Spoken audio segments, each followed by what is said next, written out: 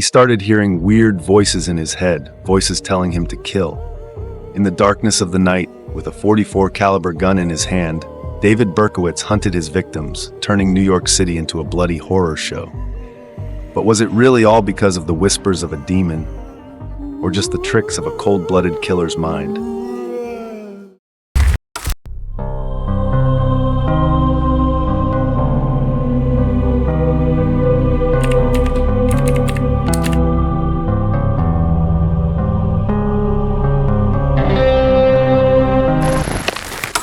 David Berkowitz, known as the Son of Sam, was a serial killer who terrorized New York City between 1976 and 1977. During that time, he killed 6 people and injured 7 others. With a .44 caliber revolver, he targeted young couples sitting in cars. Looks like he preferred drama over romantic films. Speaking of couples, sometimes relationships are as chaotic as Berkowitz's life. We've all had an ex who left us feeling trapped, wishing we could just get out fast. After each attack, Berkowitz sent out mocking letters, kinda like that ex who still has the nerve to text us like they're still in control of our lives. He claimed that his neighbor's dog, possessed by a demon, ordered him to kill. But hey, a possessed dog isn't even the worst thing compared to an ex who keeps inviting us to reunions. So remember, let your exes be part of history, without any unanswered letters, just like those letters from the Son of Sam. The case shocked the public, not just because of the brutality, but also because of the bizarre reasons behind the murders, which linked to mental health issues and his strange beliefs. Berkowitz claimed his neighbor's dog was telling him to kill, and it wasn't just any dog. It was supposedly possessed by a demon. Now, if you've ever been annoyed by your neighbor's dog barking too long, at least that dog isn't telling you to do terrible things, right? The speculation that Berkowitz was influenced by evil forces or had mental health issues only made things messier, as if New York wasn't chaotic enough back then. David Berkowitz was born Richard David Falco on June 1, 1953, in Brooklyn, New York. He was the child of Elizabeth, who was in a relationship with a married man named Joseph Kleinman. However, his last name came from her previous marriage to Tony Falco. Just days after he was born, his mom gave him up for adoption to a Jewish-American couple, Nathan and Pearl Berkowitz, who raised him as David Richard Berkowitz. David's childhood was pretty troubled. He lost interest in school early on and started getting into dangerous activities like playing with fire. His troubled behavior continued into adulthood, eventually culminating in a series of murders. After being caught on August 10, 1977, Berkowitz was sentenced to 6 consecutive sentences of 25 years to life. Ironically, he was raised by a Jewish-American family that probably hoped he'd turn out to be a little angel, not a serial killer. The Jewish community has a rich tradition. Maybe they imagined him reading the Torah, not sending out threatening letters. David Berkowitz was a bit of a spoiled kid, and some people said he liked to be a nuisance. His parents even consulted specialists about his behavior, but no clear decisions were made.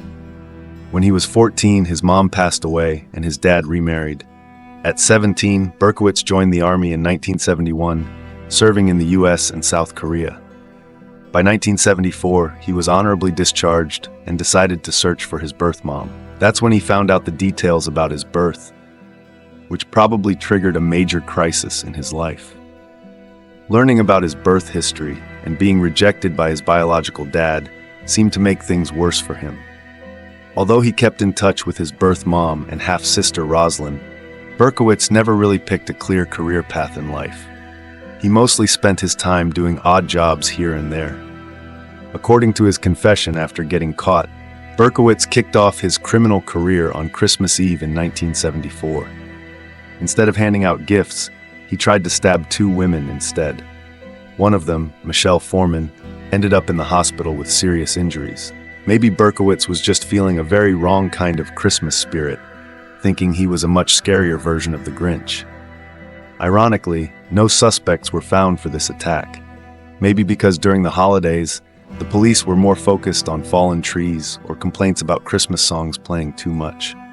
After that, Berkowitz moved to a different area and settled in Yonkers, probably hoping for a fresh start in a new apartment while planning even weirder crimes.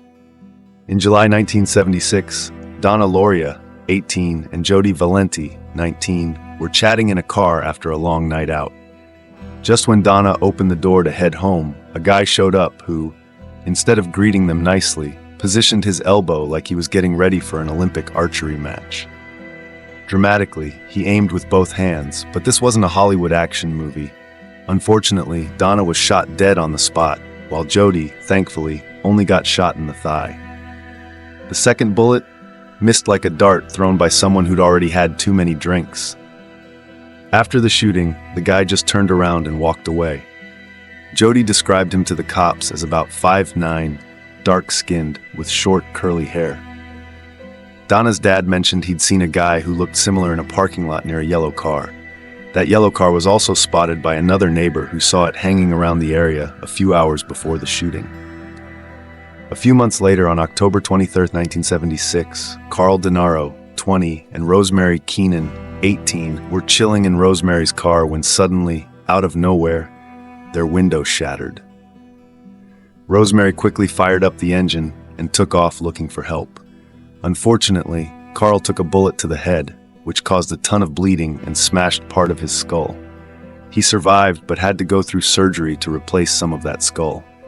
Everything happened so fast that the couple didn't even have time to ask, "Did you hear that?"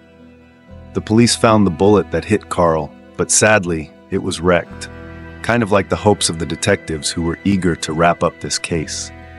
The bullet was so destroyed that they might as well have needed a detective with bullet puzzle assembly skills to piece it back together.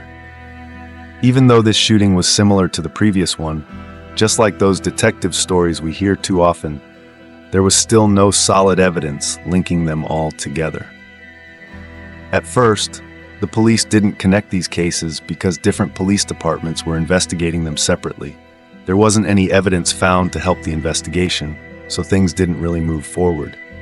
But the killings kept happening. About a month after Carl Denaro and Rosemary Keenan got shot, on November 27, 1976, at midnight, Donna DeMasi, 16, and Joanne Lomino, 18, were walking home after catching a movie. They stopped on Joanne's porch to chat when a young guy with blonde hair and military clothes approached them asking for an address. His voice sounded a bit high-pitched, but before they could respond, he whipped out a gun and shot both of them. Donna got hit in the neck, but luckily her injury wasn't life-threatening, while Joanne was shot in the back, leaving her paralyzed. Then, on the morning of January 30th, 1977, a young couple, Christine Freund, 26, and John Deal, 30, were parked near Forest Station. Around 1 a.m., someone started shooting at their car. 3 bullets went through the vehicle, and John managed to run off for help. He only got some minor injuries, but unfortunately his fiancée, Christine, died in the hospital a few hours after the shooting. The shooter was once again nowhere to be found, and the police started to see a connection between this shooting and the previous ones. All the victims were shot with a .44 caliber bullet, and they had one thing in common. They were young women with long black hair. Sketches were made after Donna Loria and Joanne DeMasi got shot, and even though the suspects were described as having different hair colors, the similarities in the way they operated pointed to one killer. On March 8, 1977, around 7:30 p.m., a 19-year-old teen was walking home from school when a guy lifted his weapon and pulled the trigger. To defend himself, the teen raised his books as a shield between him and the shooter, but books can't stop bullets. He was shot in the head and died on the spot. There were no eyewitnesses to the murder, but some neighbors reported hearing gunfire and saw a teen who looked like he was trying to break the 100-meter sprint record, dressed in a sweater and a hat, running away from the scene. He was described as a fat kid around 16 to 18 years old, probably more eager to escape danger than to deal with gym class. The police were looking for him as a potential witness, but with such a vague description, he could have just been running away from a late math class. The media quickly blew this case up, as they do, sparking wild speculation that added another layer of paranoia on top of the public's fear. The last victim was also shot with a .44 caliber gun. On April 17, 1977, around 3 a.m., Alexander Esau, 20, and Valentina Suriani, 18, were sitting in their car, probably hoping to enjoy a romantic moment. Unfortunately, the night took a very unpleasant turn when they were both shot twice. They both died, and the shooter was nowhere to be found. The gun used was the same as in previous shootings, but this time there was a twist. Some letters were found at the scene, addressed to Captain Joseph Borelli. In these letters, the killer, with a somewhat dramatic writing style, referred to himself as Son of Sam. This mysterious murderer seemed to think he was a scriptwriter, claiming he would keep killing while mocking the police for struggling to catch him. Maybe he should have channeled his writing skills into mystery novels instead of engaging in such classless acts. The letter included a statement. "I'm very hurt by you calling me a woman hater. I'm not, but I am a monster. I am Son of Sam. I was a little naughty when my dad was drunk. He became evil and beat up the family. Sometimes he'd tie me up behind the house. Other times he'd lock me in the garage. I like drinking blood. Go and kill, my father Sam commands, behind our house. Most are still young, raped and slaughtered. Their blood drained, now just bones left. Father Sam also locked me in the attic. I can't get out, but I see out the attic window and watch the world go by." There was speculation that the killer might be familiar with Scottish English and that he blamed a black-haired nurse for his father's death. It seems like he took his family issues to a whole new level. Maybe he should have invited that nurse for tea instead of accusing her. The police released a psychological profile of the suspect on May 26, 1977, suggesting he likely suffered from paranoid schizophrenia and believed he was possessed by demons. Maybe he needed to hire a psychologist not just to deal with his issues, but to get some advice on how to avoid making such bad decisions. On May 30, 1977, a letter was sent to columnist Jimmy Breslin, supposedly from the .44 caliber shooter. The back of the envelope had words like blood, family, darkness, death, and absolute corruption. Clearly, the writer had a flair for the dramatic. Maybe they missed their calling as a horror scriptwriter. The letter read, "Hello from the gutters of NYC, which are filled with dog manure, vomit, stale wine, urine, and blood. Hello from the sewers of New York, which swallow up these delicacies when they are washed away by the sweeper trucks. Hello from the cracks in the sidewalks of New York, and from the ants that dwell in these cracks and feed on the dried blood of the dead that has settled into the cracks."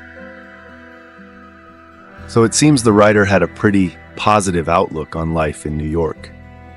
Maybe they should have offered to be a tour guide, giving visitors a glimpse of the city's beauty, with an unforgettable backdrop of delightful aromas. Breslin informed the police, saying they believed the letter writer had inside knowledge of the shootings. When the police analyzed the letter, they noticed it stood out. Its presentation seemed more polished compared to the previous ones. Some even speculated the writer might have been a calligraphy expert. Perhaps they thought, if I can't shoot straight, at least my handwriting should be perfect. Police asked numerous DC Comics employees if they recognized the handwriting, but had no luck. Maybe they were hoping the letter's author could also create a superhero capable of stopping crime while writing letters beautifully. Oh my God. In the end, the letter was partially published in the New York Daily News, with a plea for the killer to surrender. But it seems the killer preferred staying in the shadows rather than making headlines in person. Don't miss this exciting story. Watch this video until the end to get all the surprising detail. If you enjoy the content, don't forget to like, comment, and subscribe to our channel. That way you won't miss out on any other interesting videos. Join our community and enjoy various exciting stories every week. People were freaking out. Women with black hair started chopping their locks off or dyeing them lighter colors. It was like they thought, if I can't avoid getting shot, at least I can look more stylish. All over the city, salons were packed with women rushing in to go blonde, as if they believed a new hairdo would somehow protect them from bullets. Some even opted for wigs to hide their natural hair, like saying, "Who cares about the shootings? Check out how fabulous this wig is." While the city was drowning in terror, on June 26, 1977, around 3 a.m., two people were sitting in a parked car near the city park when someone started shooting at them. Both victims survived the attack, but neither of them saw who shot at them. Maybe they were too busy thinking about nail polish colors to notice the shooter. Eyewitnesses reported seeing a man with black hair leaving the area around the time of the shooting, and people began to wonder if he was on a mission to change everyone's hair color in the city. More than a month later, on July 31st, 1977, Anthony Lupo, 20, and Robert Violante, 20, were sitting in a car parked under a streetlight when someone approached the passenger side and started shooting. The shooter fired 4 bullets, hitting both victims in the head, and only Violante survived the attack. During the whole thing, Lupo might have been thinking, "Why did we park in such a bright spot? This doesn't seem like a safe place to watch a horror movie." But it looked like the terror from the son of Sam was about to end. Maybe he just needed a vacation, or at least a class on how to share the spotlight with other shooters. This time, the shooter got sloppy, and there were witnesses at the scene who were about to spill what they saw that night. During the shooting, Tommy Zeno, 19, was sitting in his car parked a few spots ahead of Violante's. He saw the shooter approach the car and caught a glimpse of him in the rearview mirror just as the shooting happened. Zeno described the shooter as a guy around 25 to 30 years old, about 5'7", with light brown hair that looked like a wig. Maybe he had just finished auditioning for Wig of the Year. The street where the shooting happened was super bright from the streetlights and the full moon that night, giving the cops more details than they bargained for. On the other side of the park, a woman saw a white guy running from the park to a light-colored car.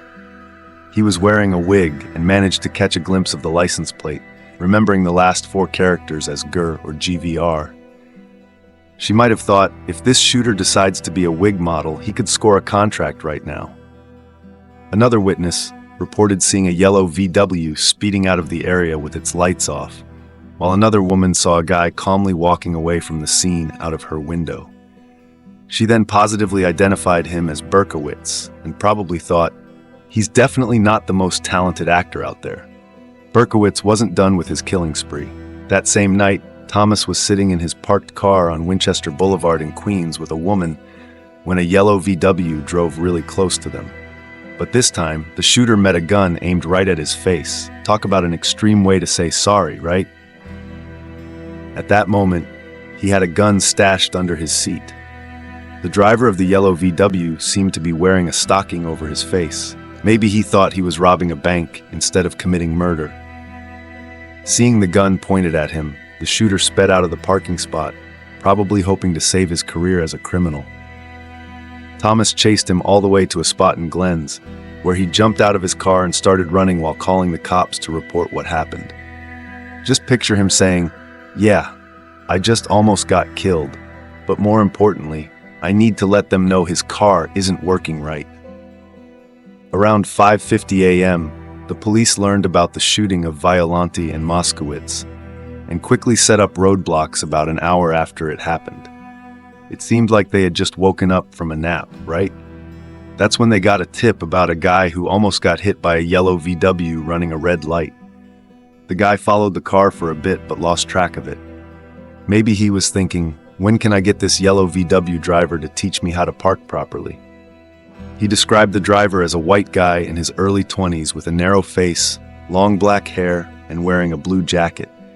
This matched the description Violante gave of the guy he saw in the park before they got in the car. Is this part of an audition for a reality show? Who will be the next criminal? Now, the police knew the killer was driving a yellow VW, but there were hundreds of car models registered in New York. It was like looking for a needle in a haystack, except the haystack was all these parked cars. With renewed determination, they decided to check every single one on the night of the Violante and Moskowitz shooting. Meanwhile, another woman came forward to tell investigators that she was out walking her dog when she saw a patrol officer giving a ticket to a car. Maybe the officer was thinking, "Don't worry, I'm just doing routine maintenance to make sure your car is in tip-top shape." A little while later, as she continued her walk, she saw a young guy walking past her. After that, she ran home worried because the guy looked like he was holding something that resembled a gun. Maybe he was trying to start a new fashion trend: guns as accessories. Shortly after, the shooting happened. After hearing her statement, the police checked all the cars involved that night. Berkowitz's yellow VW was the car that police had been investigating for a month. It seemed like that car was more famous than most celebrities. On August 9, 1977, Detective James Justice called the Yonkers police to ask them to set up an interview with Berkowitz. The Yonkers police already suspected that Berkowitz might be involved in some crimes in Yonkers, which were mentioned in the Saint of Change letter. The responsive officers quickly informed Detective James about these suspicions. You could say they didn't want to miss the chance to have a little chat with Berkowitz, maybe over a cup of coffee at a nearby cafe, talking about hobbies and future plans, right? The next day, August 10, 1977, the police searched Berkowitz's car and found a rifle in the back seat. Who would have thought? Looks like Berkowitz had a backup plan to star in an action movie. They also found a backpack filled with ammo and a map of the crime scenes. Well, now this is what we call being well prepared, the detectives probably thought. They also discovered a letter addressed to Inspector Timothy Dogg from Task Force Omega in the car. Now they needed a warrant to search his apartment. But before the warrant arrived, Berkowitz stepped out of his apartment around 10 p.m. and got into his car. At that moment, Detective John Filatico approached the driver's side with his gun pointed at Berkowitz's temple, while Sergeant Detective William Gardella aimed his weapon from the passenger side. Talk about an unusual way to welcome a guest. After searching his apartment, the police found graffiti on the walls, along with a diary that Berkowitz had kept since his early 20s. In his notebook, Berkowitz detailed hundreds of arson incidents he claimed to have committed in New York. Maybe he wanted to be a graffiti artist with a theme of fire and chaos. He was arrested the morning of August 11, 1977, and interrogated for about 30 minutes, during which he confessed to the shootings and said he wanted to plead guilty. Berkowitz told the police that his neighbor's dead dog demanded the blood of beautiful young girls. Seems like that dog had some pretty specific tastes. He claimed that the dog was possessed by an ancient demon that commanded him to kill. In one of his letters sent to the media after his arrest, Berkowitz said, "There are other sons out there, God help." Maybe he was hoping for a new reality show, Love and Murder. The world made a lot of people believe that Berkowitz had an accomplice, but that was never proven. It might just be a rumor made up by conspiracy theory fans wanting to create a thriller movie. Berkowitz was evaluated by 3 different specialists to see if he was fit for trial, and they all thought he was good to go. Looks like he didn't need to sign up for yoga classes. On May 8, 1978, David Berkowitz seemed pretty chill at his trial and pleaded guilty to all the shootings with his lawyer's advice. But 2 weeks later, just when he was about to be sentenced, Berkowitz tried to jump out of the courtroom window on the 7th floor. One way to get out of here, he might have thought. He was restrained and started shouting, "Stacy is a slut, I'll kill her again, I'll kill them all again." Maybe he was hoping to audition for The Voice. With his dramatic screaming, the judge ordered another mental health evaluation before they could move forward with sentencing. During the second evaluation, Berkowitz drew a man behind bars and wrote at the bottom, "I'm not healthy, not good at all." Ah, the joys of expressive art. But he was deemed fit again. On June 12, 1978, he was sentenced to 25 years in prison. Despite the prosecutor's objections, the plea deal meant he could qualify for parole after 25 years. Who knows, maybe he was hoping for a reality show called Berkowitz Behind Bars. In February 1979, Berkowitz retracted his claim that he was possessed by demonic forces, calling it all a hoax. Looks like he just realized that "the devil made me do it" isn't a good excuse for dodging responsibility. According to his confession, he wanted to kill those women as revenge against a world that rejected him, referring to his lack of success with women. Yeah, maybe he should have tried dating apps instead of shooting people. In prison, he seemed pretty unfazed by his new surroundings. Maybe he felt like he was getting an upgrade to a prison resort. In 1987, he became an evangelical Christian in prison and asked to be called Son of Hope. Maybe he thought, If I can't be a good person outside, I'll try to be one in here. He had his first parole hearing in 2002, but Berkowitz rejected it, saying he didn't feel like he belonged in prison. "I'm just stopping by for coffee." Even though he was entitled to a parole hearing every 2 years, Berkowitz refused to ask for his release. At the 2016 hearing, he said that while parole wasn't realistic, he had improved himself behind bars, adding, "I feel like I'm not a risk at all." Maybe he just wanted to sign up for prison yoga classes, right? However, the commissioner denied his parole, and in the end, Berkowitz was sentenced to a maximum of about 365 years behind bars. It seems he won't be spending time thinking about diet plans and healthy living outside unless he figures out how to count calories in prison. Now that you know about this infamous case, be sure to check out more videos on I Felt the Dark, where the darkness doesn't just come from the stories, but also from how much popcorn you can eat while watching. Don't forget to subscribe, because if you don't, you might just become a guest star in the next mystery episode. See you in the next video, and remember, it's better to watch our videos than to get caught up in real-life drama. Who knows, maybe in the next video, we'll discuss better ways to hide from your ex.